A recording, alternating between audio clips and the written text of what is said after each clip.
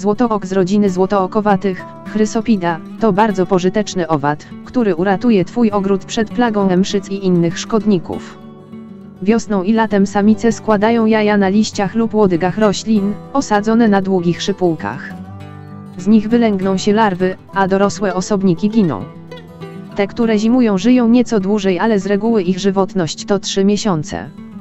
W postaci larwy żyją przez 3 tygodnie, po czym przybiorą dorosłą postać. W ciągu sezonu może pojawić się kilka pokoleń tych owadów. Larwy łatwo i szybko się przemieszczają i do tego są bardzo żarłoczne. Złotooki to drapieżne owady, zjadają głównie mszyce. W ciągu 2 tygodni jedna larwa potrafi zjeść 450 mszyc. Zjadają także czerwce, miodówki, przędziorki i jedna larwa złotooka potrafi żerować na rejonie około 30 liści drzewa, chroniąc ją przed plagą przędziorka owocowca. Dorosłe owady latają o zmierzchu, więc trudno jest je spotkać w ciągu dnia w ogrodzie, ale pod koniec lata przylatują do światła jak ćmy. U większości gatunków dorosłe złotooki zimują ukryte w domach, szopach, dziuplach drzew i pod odstającą korą drzew.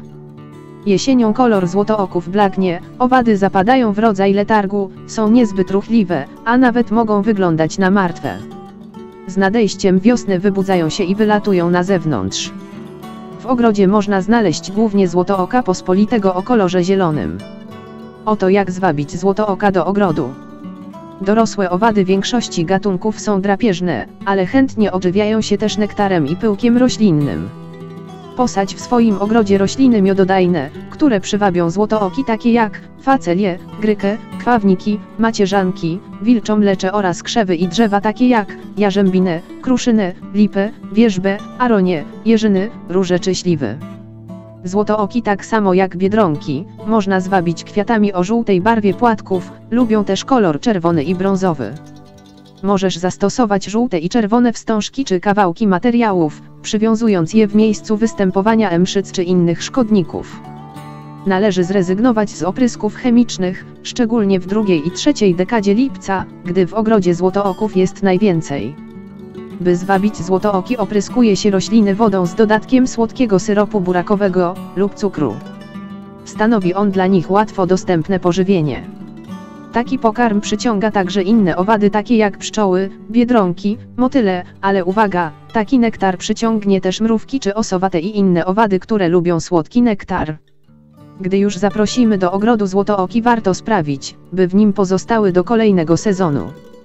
Ponieważ są wrażliwe na mróz, przez który może zginąć nawet 80% tych owadów, dobrym pomysłem jest stworzenie dla nich domków. Domek dla złotooka to drewniane skrzynki o obokach długości 30 na 30 cm.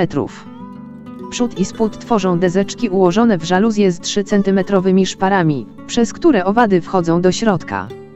Skrzynki należy pomalować na czerwono lub brązowo, aby je zwabić i wypełnić słomą lub suchymi liśćmi. Na początku września skrzynki mocuje się do pali wbitych w ziemię na wysokości 1,5 metra. Późną jesienią należy przenieść je do garażu i wystawić na dwór wiosną. W jednej skrzynce może zimować 500 dorosłych złotooków, a nawet więcej.